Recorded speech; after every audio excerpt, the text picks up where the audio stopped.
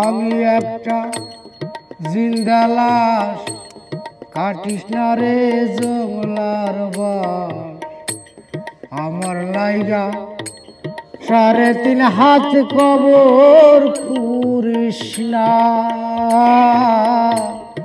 আমি একটা জিন্দা লাশ, কাটিস না রে জংলার বাস।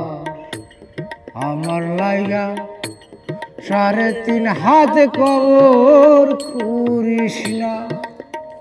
আমি প্রেমে আগুনে যে পোড়া, মরার পরে আমায় তোরা পুরিস না।